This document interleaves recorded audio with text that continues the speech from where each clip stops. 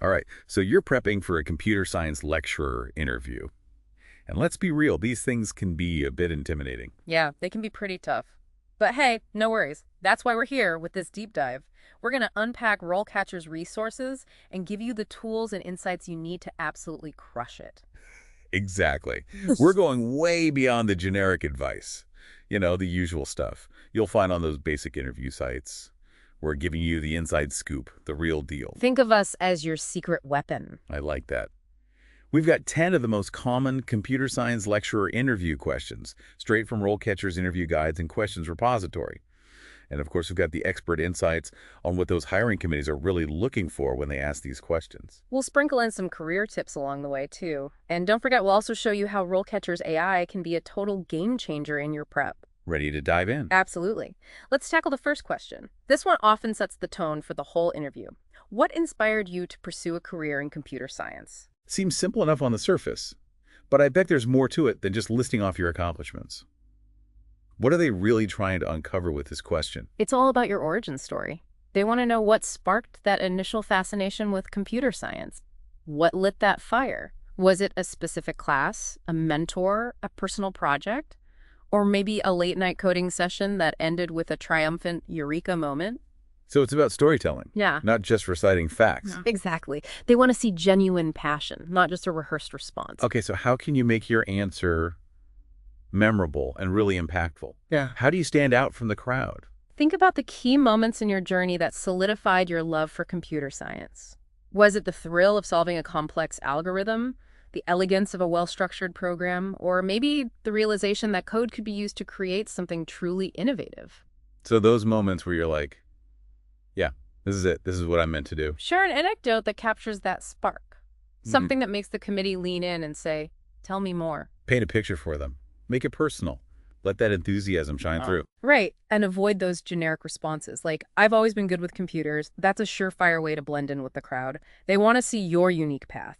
What sets you apart from other candidates? I am a digital native isn't going to cut it. Exactly. Do you have an example of a strong opening that might inspire our listeners? Sure. How about this? My fascination with computer science began in high school when I discovered the power of code to create virtual worlds. I was hooked from the moment I realized I could build anything I could imagine. Oh, that's good. It sets the stage and makes them want to hear more. Now, what kind of follow-up questions might this lead to? They might ask you to elaborate on that experience, delve deeper into the types of virtual worlds you created, or maybe ask about the challenges you faced and how you overcame them. So don't just have one story ready. Be prepared to expand on it and show the depth of your passion. Right. Okay, let's move on to question number 2. What is your teaching philosophy when it comes to computer science? This is where they want to understand your approach to teaching, how you envision your role in the classroom. So are you a guide on the side, facilitating exploration and discovery? Or are you more of a sage on the stage, delivering knowledge with authority? Right. Are you all about project-based learning, collaborative problem solving, or a more traditional lecture format? It sounds like they're trying to gauge your teaching style and how you'll engage with students. Yeah. What are some key elements they're looking for? They want to see if you have a clear understanding of different pedagogical approaches. And it's important to be able to articulate your approach and explain why you believe it's effective. So it's not just about listing teaching methods. It's about demonstrating a thoughtful and intentional approach. Exactly. How can someone frame their answer to really impress the committee? Share concrete examples from your teaching experience that illustrate your philosophy in action. Did you design a particularly engaging activity that sparked students' curiosity? Oh, that's a good one.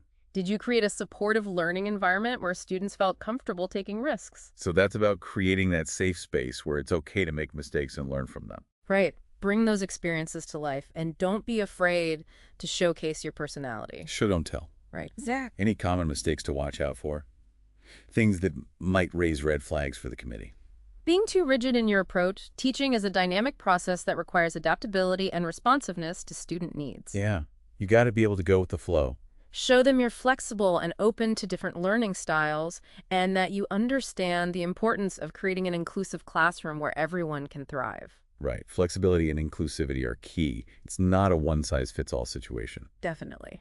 Do you have an example of a strong response that might help our listeners craft their own answers? Let me see. How about this? I believe in a student-centered approach where I act as a facilitator guiding students to discover solutions independently.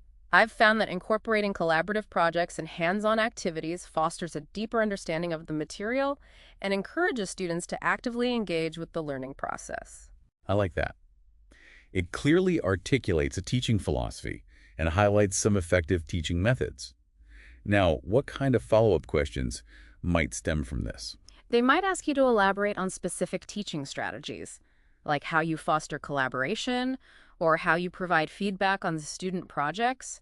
They might also ask about your experience working with students from diverse backgrounds and how you create a supportive learning environment for everyone. So be prepared to go deep and show them you've really thought about the nuances of teaching. This is great. Ready to tackle question number 3. Absolutely. Question 3 is, what are some of the key challenges facing computer science education today? Ooh, this one feels like they're testing your awareness of the bigger picture. What are they really trying to assess here? They want to see if you're plugged into the current trends and issues impacting computer science education. Do you understand the evolving landscape of the field and how that impacts what and how we teach? So it's not just about knowing your algorithms. It's about understanding the context in which they're being taught. Right.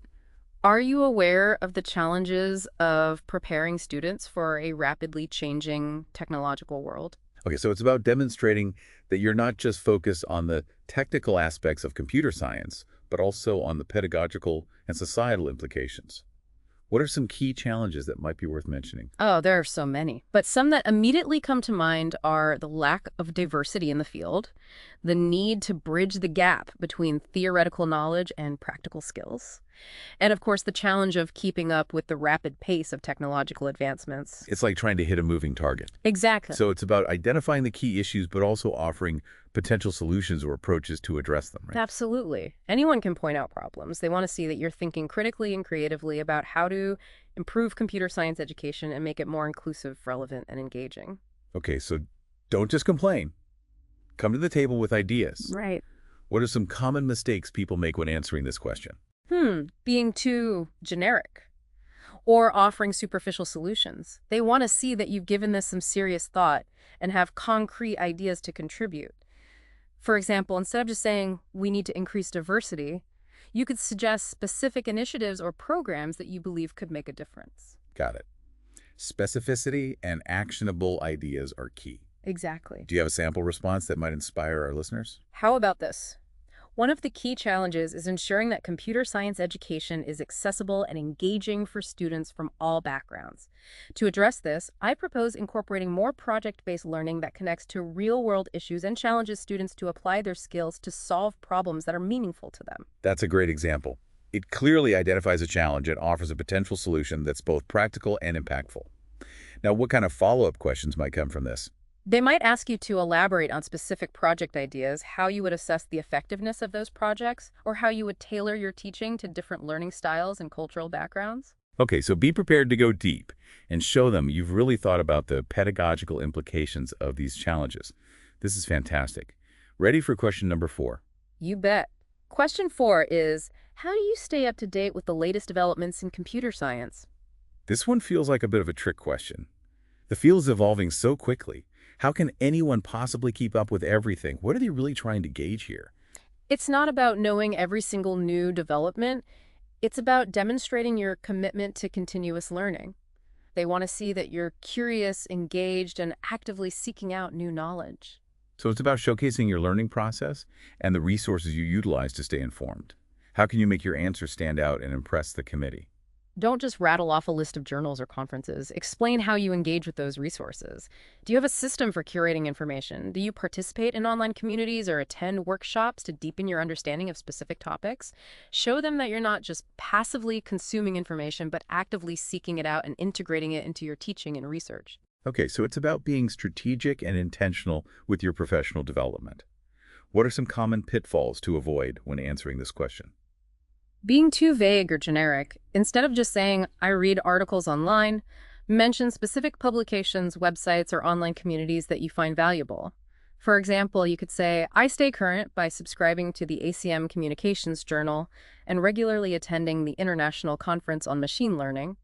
I also find online communities like Stack Overflow to be invaluable for staying informed about new technologies and trends. That's a power-packed answer. It shows that you're engaged with both academic and industry resources. Now, what kind of follow-up questions might this lead to? They might delve deeper into your specific research interests or ask about a recent development that's particularly exciting to you. They might also be curious about how you integrate these new developments into your teaching to ensure your curriculum is relevant and up to date. Okay, so be prepared to discuss the pedagogical implications of staying current and show them you're not just accumulating knowledge for its own sake, but actively using it to enhance your teaching. This is great. Ready to tackle question number 5? Absolutely. Question 5 is, how do you approach designing a computer science course curriculum? This is a big one. It feels like they're really testing your understanding of pedagogy and your ability to create a structured and engaging learning experience. What are some key things they're looking for here? They want to see your thought process and how you translate complex concepts into a coherent and digestible curriculum. How do you break down topics into modules, select appropriate teaching materials, and design assessments that align with learning objectives? So it's about showcasing your ability to think strategically about the learning process and create a roadmap for student success. How can you make your answers stand out and demonstrate your expertise in curriculum design? Walk them through your process, step by step. Explain how you identify core learning objectives, break them down into manageable chunks, and select a variety of teaching methods and resources to cater to different learning styles. If you've designed a particularly successful syllabus in the past, mention it and explain why it worked. Okay, so show them you have a clear methodology and that you're intentional about your choices. Are there any common mistakes people make when answering this question? Being too abstract or theoretical? Remember, you're talking to practitioners. They want to see how your ideas translate into real-world classroom experiences. Connect your approach to concrete examples and show them you can bring those pedagogical principles to life. Right, make it tangible and relatable. Exactly. Do you have an example of a strong response that might help our listeners craft their own answers? How about this? When designing a curriculum, I start by identifying the core learning objectives and then break them down into smaller, digestible modules. I select a variety of teaching materials, including textbooks, online resources, and hands-on projects to cater to different learning styles and keep students engaged. I also believe in incorporating regular feedback mechanisms to ensure the curriculum is meeting students' needs and making adjustments as necessary. That's a great starting point. It highlights a clear process, emphasizes the importance of diverse learning resources, and acknowledges the iterative nature of curriculum design. What kind of follow-up questions might they ask after hearing this? They might ask about your experience with specific teaching methodologies like flipped classrooms or project-based learning. They might also inquire about your approach to assessment, how you ensure alignment between learning objectives and assessment methods, or how you incorporate feedback from students to refine the curriculum. Okay, so be prepared to dive into the specifics of your approach and show them you're not just talking the talk, you're walking the walk. This is fantastic. Ready to tackle question number 6? Absolutely.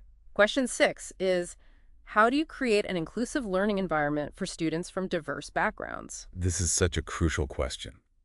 Higher education is becoming increasingly diverse, and it's essential to create learning environments where everyone feels welcome, respected, and supported.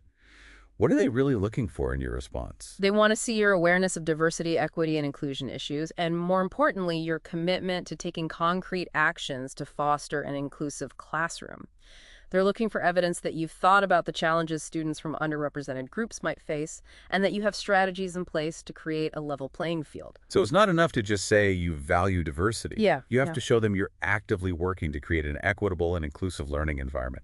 How can someone frame their answer to demonstrate their commitment to these principles? Share specific actions you take to foster inclusivity. Do you use diverse examples in your teaching materials? Do you actively solicit input from students from different backgrounds to ensure your curriculum is relevant and relatable? Do you have clear policies in place to address bias or discrimination? Bring those actions to life with concrete examples from your teaching experience. Okay, so be specific and action-oriented. Show them you're not just paying lip service to diversity, you're actively working to create a welcoming and supportive environment for everyone. What are some common mistakes people make when answering this question? Giving vague or generic answers like, I treat all students equally, that doesn't address the systemic inequities and unconscious biases that might be at play. They want to see that you understand the nuances of diversity and have a proactive approach to creating an inclusive classroom. Right. It's not just about being colorblind or treating everyone the same.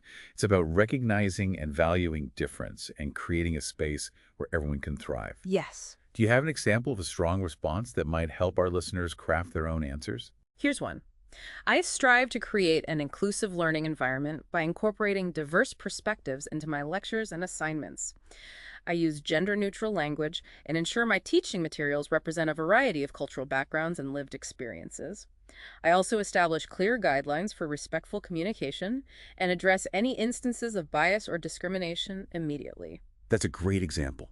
It shows a deep understanding of the issue and a commitment to taking concrete action to create a welcoming and supportive environment for everyone. What kind of follow-up questions might they ask after hearing this? They might ask about your experience working with students from specific underrepresented groups, your strategies for addressing microaggressions in the classroom, or your approach to promoting diversity in the field of computer science as a whole. Okay, so be prepared to go deep and show them you're truly dedicated to creating an inclusive learning environment. This is fantastic. Ready for question number 7? You bet. Question 7 is, how do you assess student learning in a computer science course? Assessment. The heart and soul of education. What are they really trying to understand about your approach to assessment? They're looking for your understanding of different assessment methodologies and your ability to evaluate student learning in a meaningful and comprehensive way. Do you rely solely on traditional exams, or do you incorporate a variety of assessment techniques that capture different aspects of student understanding? So it's about showing them you have a toolbox of assessment methods, not just a hammer. Yeah.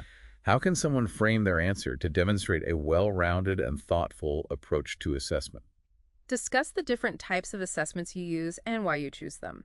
Do you believe in frequent low-stakes quizzes, project-based assessments, or a combination of methods?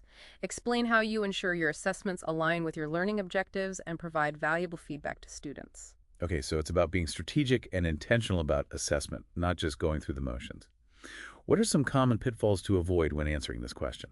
Focusing solely on traditional exams, or giving a generic answer like, I use a variety of assessment methods. They want to see that you understand the strengths and weaknesses of different approaches and can tailor your assessment strategies to the specific needs of the course and the students. Right.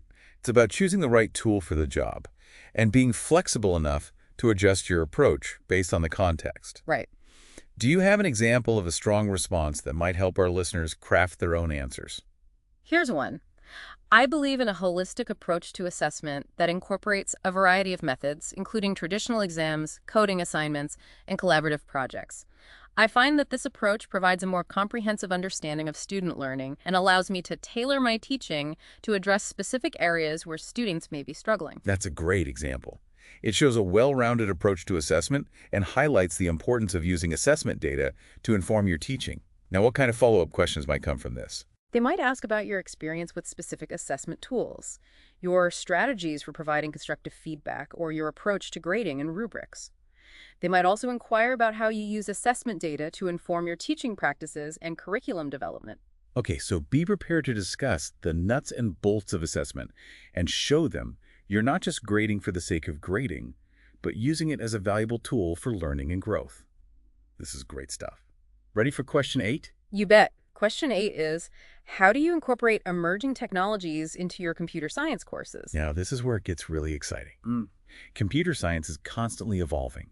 How can you stay ahead of the curve and bring those advancements into the classroom? They want to see that you're not stuck in the past, but are actively seeking out and incorporating new technologies into your teaching to prepare students for a future where the technological landscape will be vastly different than it is today. Okay, so it's about demonstrating your commitment to innovation and your ability to bridge the gap between the classroom and the cutting edge of the field.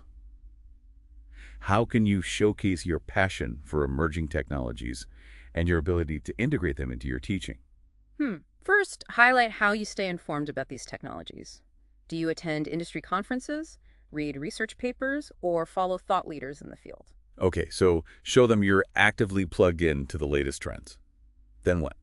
Then give specific examples of how you've actually incorporated those technologies into your curriculum.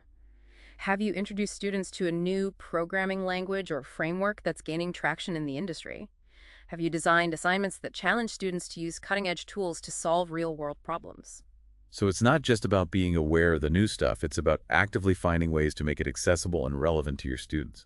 What are some common mistakes people make when answering this question? being too theoretical, or talking about emerging technologies in a way that doesn't connect to their teaching. For example, instead of just mentioning blockchain, talk about how you've used it to teach students about cryptography or decentralized systems. Right. Make it concrete and show them you can translate these abstract concepts into tangible learning experiences. Do you have an example that illustrates this point? Absolutely. How about this? I recently incorporated machine learning into my introductory programming course by introducing students to the TensorFlow library. They worked on projects that involved building simple image recognition systems, which not only taught them valuable technical skills, but also sparked their interest in this rapidly growing field. That's a fantastic example. It shows you're not just talking about emerging technologies, but actively finding ways to make them accessible and engaging for your students. Now, what kind of follow-up questions could this lead to? They might ask about the specific challenges you faced in incorporating that technology, how you assessed student learning, or how you plan to keep the curriculum updated as the technology evolves. Okay, so be prepared to discuss the pedagogical side of incorporating new technologies and show them you're thinking critically about how to effectively integrate them into your teaching. Yeah. This is great. We've covered 8 questions already. Ready for number 9. You bet. Question 9 is, how do you support students who are struggling with computer science concepts? This is such an important question. Not every student is going to grasp everything immediately. It's about creating a supportive learning environment where everyone feels comfortable asking for help and working through challenges. What are they looking for in your answer? They want to see that you have empathy for students who are struggling and that you have a toolbox of strategies to help them succeed. Do you offer extra tutoring sessions, hold extended office hours, or create supplemental materials to clarify difficult concepts? Do you have a system for identifying students who might be falling behind early on? So it's about showing them you're proactive and invested in student success. How should you approach this answer to demonstrate your commitment to supporting all learners? Describe specific actions you take to support struggling students. Do you have a system for checking in with students regularly to gauge their understanding? Do you work one-on-one with students to identify their specific challenges and develop individualized learning plans? Okay, so it's about demonstrating a personalized and responsive approach. What are some common pitfalls to avoid when answering this question? Giving vague or generic answers like, I'm always available to help students. Be specific about the types of support you offer and how you make those resources accessible to students. Right, they want to see a clear plan, not just a willingness to help. Do you have an example that might inspire our listeners? How about this?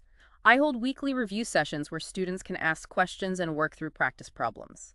I also make myself available during extended office hours and encourage students to reach out to me individually if they're struggling with specific concepts. I also work with our university's tutoring center to connect students with peer mentors who can provide additional support. That's a great example. It shows a commitment to providing multiple avenues of support and making yourself readily available to students.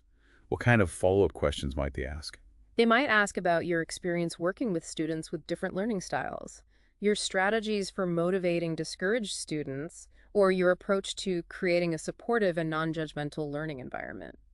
Okay, so be prepared to discuss the emotional and pedagogical aspects of supporting struggling students and show them you're truly invested in helping everyone succeed. This is fantastic. We've made it to the final question. What's number 10? Question 10 is, how do you encourage students to pursue careers in computer science after graduation? This is a great one to end on. It's about looking beyond the classroom and preparing students for the real world. What are they trying to gauge with this question? They want to see if you're thinking about the long-term success of your students and whether you actively help them connect their education to career opportunities. Do you have connections in the industry that you leverage to create internship opportunities? Do you advise student groups focused on career development? Do you incorporate career exploration activities into your curriculum? So it's about showing you're not just teaching for the sake of teaching, but preparing students for a future in computer science. How should you approach this answer to demonstrate your commitment to student success beyond the classroom? Highlight specific activities or strategies you use to encourage students to pursue computer science careers. Have you mentored students who have gone on to successful careers in the field? Have you developed partnerships with local companies to create internship opportunities or guest speaker series? Okay, so show them you're taking concrete action to connect students with the professional world. What are some common mistakes to avoid when answering this question? Giving vague answers like, I tell students about the great career opportunities in computer science, Be specific about the resources and support you offer and the steps you take to help students explore different career paths and connect with industry professionals. Right. They want to see actions, not just words. Do you have a strong example to illustrate this point? Here's one. I work closely with our university's Career Services Office to connect students with internship and job opportunities. I also advise our student chapter of the Association for Computing Machinery, which hosts guest speakers from the industry and organizes career fairs. I've also developed relationships with several local tech companies and have helped to place students in internships that align with their interests and career goals. That's a perfect example. It shows you're actively involved in helping students explore career options and make those crucial connections.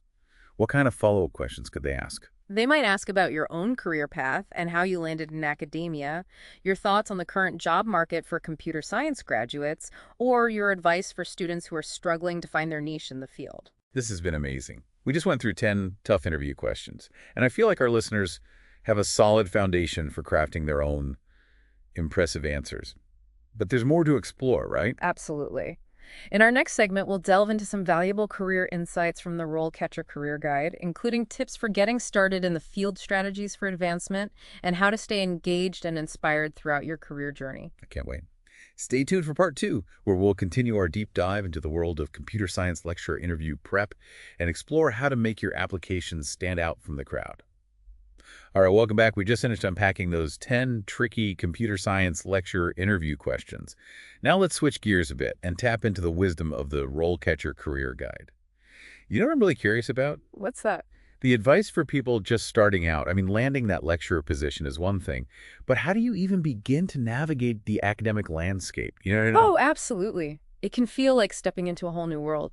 The RoleCatcher Guide really emphasizes hands-on experience. Like, it's the key. Okay, so it's not enough to just ace those algorithms classes. Nope, not at all. You need to show them you can actually apply that knowledge.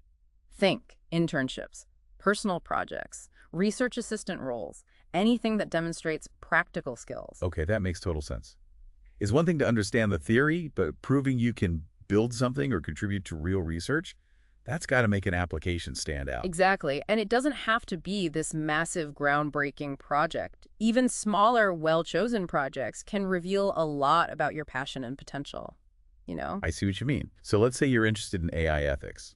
It's a hot topic right now. It is. And even building a simple application that demonstrates a key ethical concept shows you're thinking deeply about the field. Universities love seeing that kind of initiative.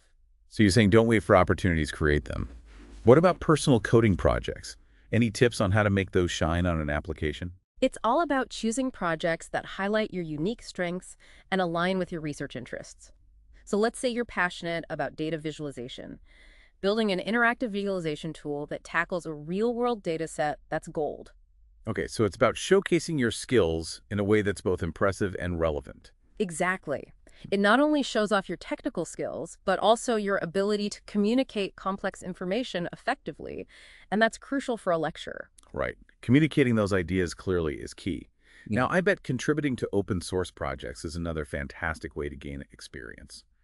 What does RoleCatcher have to say about that? The guide highlights open source contributions as a fantastic way to learn collaborative coding practices, get feedback from experienced developers, and build a portfolio of work that you can showcase during interviews. Plus, it demonstrates your willingness to contribute to the broader tech community, which is always a plus. Right. It's a win-win-win. You're learning, building your portfolio, and showing you're a team player. Right. So we've talked about getting started, but what about once you've landed that coveted lecturer position? Where do you go from there? What are some typical advancement paths within academia? Well, there are many paths you can take, depending on your interests and aspirations. One classic route is pursuing leadership roles within your department or faculty. You could become a course coordinator, a program director, or even a department chair. So you could move up the ranks and have a bigger impact on the overall direction of the department. Exactly. These roles involve taking on more responsibility for curriculum development, faculty management, and strategic planning.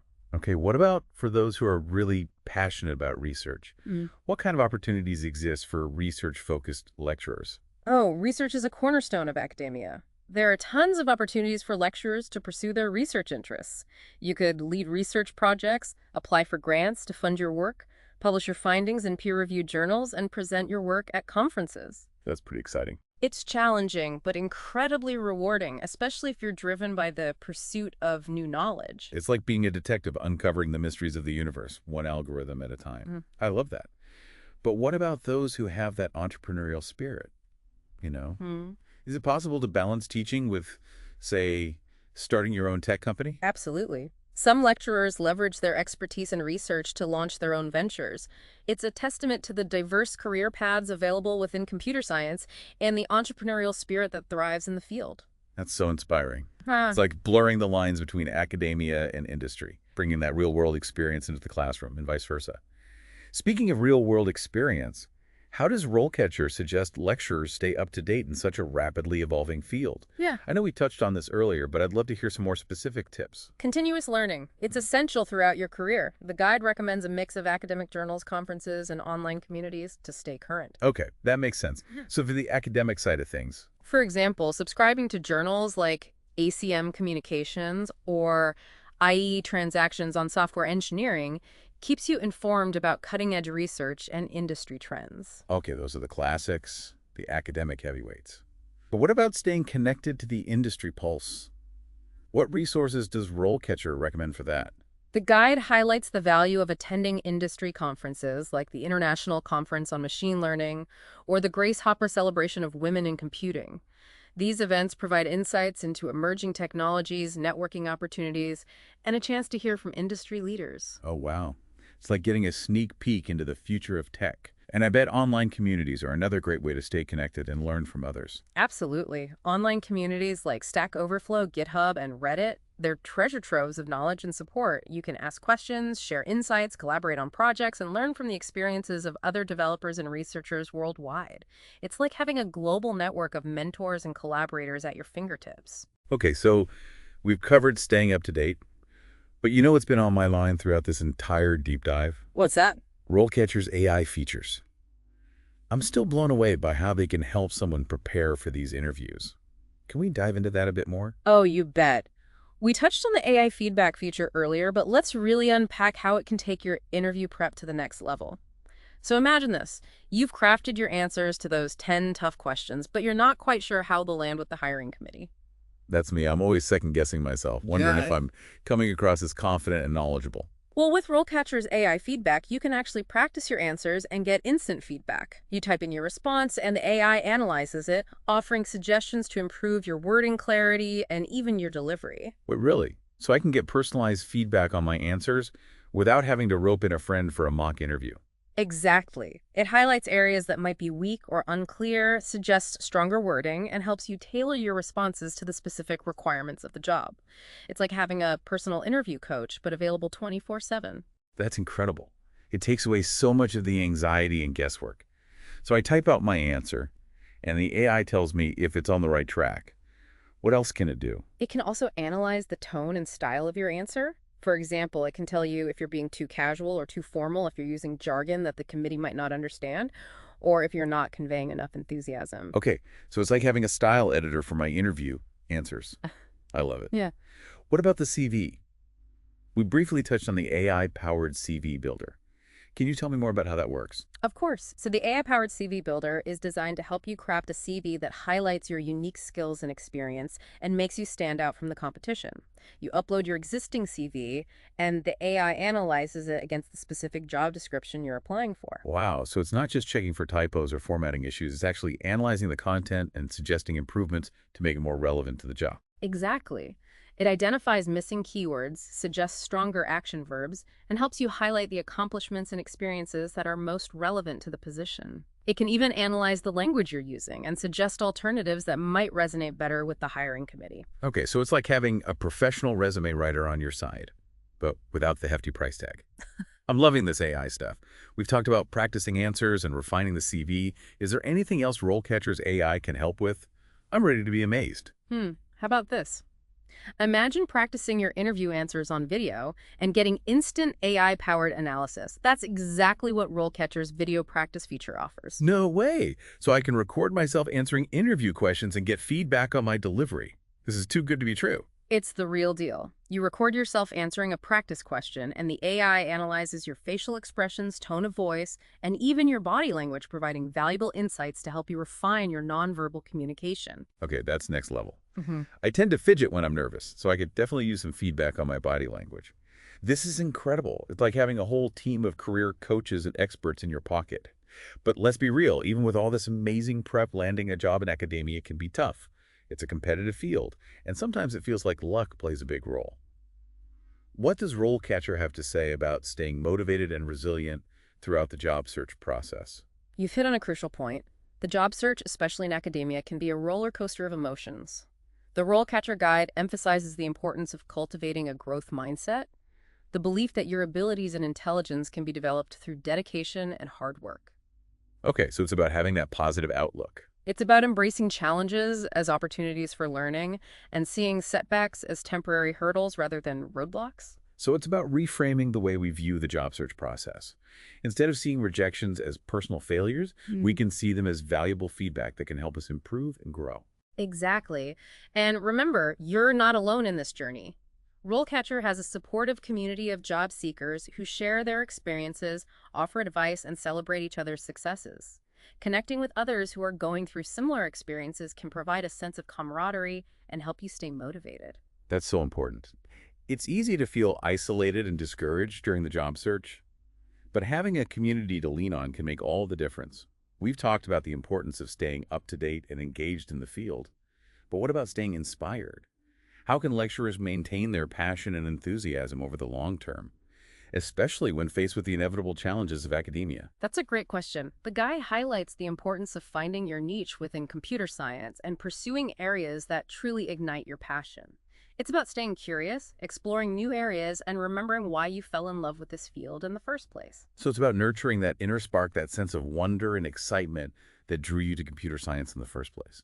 Exactly. And it's important to remember that inspiration can come from unexpected places. Attend conferences outside of your specific area of expertise. Read books and articles that challenge your assumptions. Connect with people who are working on projects that excite you. Okay, so keep those intellectual fires burning by stepping outside your comfort zone and exposing yourself to new ideas and perspectives. What about connecting with other computer scientists? I bet having a strong network can help you stay inspired and engaged. Absolutely. The guide highlights the value of networking both online and offline. Attend conferences, join professional organizations like the Association for Computing Machinery, and participate in online communities like Stack Overflow. Surrounding yourself with passionate people who share your love for computer science can be incredibly invigorating. It's like we talked about earlier. It's about building a community of support and inspiration.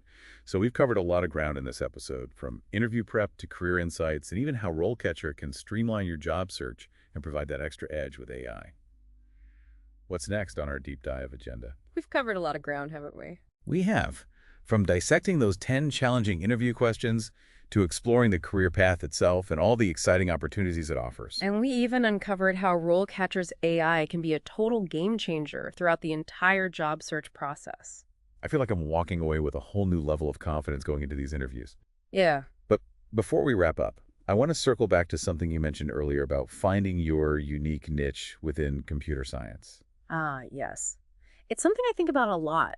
We've talked about the growing demand for computer science lectures. It's definitely a competitive field, but one with immense potential to shape the next generation of tech innovators. So it's not just about landing the job, it's about what you do with it, what kind of impact you want to make. Precisely. And that brings me to a question I want you to really ponder as you continue on this journey. What unique contribution do you want to make as a computer science lecturer? Ooh, that's a good one. It's like taking a step back from all the interview prep and asking yourself, what truly drives you? What's your vision? Exactly. Think about your passions, your experiences, your unique perspective. What do you bring to the table that no one else can? So is it a specific research area I'm dying to explore? A new teaching method I want to pioneer? Maybe it's about creating a more inclusive and supportive learning environment for students from all backgrounds. It could be any of those things or something completely different. The beauty of this field is that there are so many ways to make a meaningful contribution. It's not just about checking off the boxes on a job description. It's about bringing your whole self to the role your authentic self, and using your unique skills and passions to inspire the next generation of computer scientists. It's right. And that's something no AI can do for you. It comes from within, from that spark of curiosity and that desire to make a difference. This has been such an insightful conversation. I feel like I have a much clearer understanding of what it takes to not only ace that interview, but also thrive as a computer science lecturer. Remember, the journey to becoming a computer science lecturer is just as important as the destination. Embrace the challenges, the learning, the growth, and most importantly, the opportunity to make a real impact. That's such a great reminder. Thank you so much for sharing your expertise and insights with us. It's been an absolute pleasure. The pleasure was all mine. I wish you all the best in your journey to becoming a computer science lecturer. And to all our listeners out there, remember, you've got this. Go out there, ace those interviews, and make your unique contribution to the incredible world of computer science. We'll see you next time on The Deep Dive.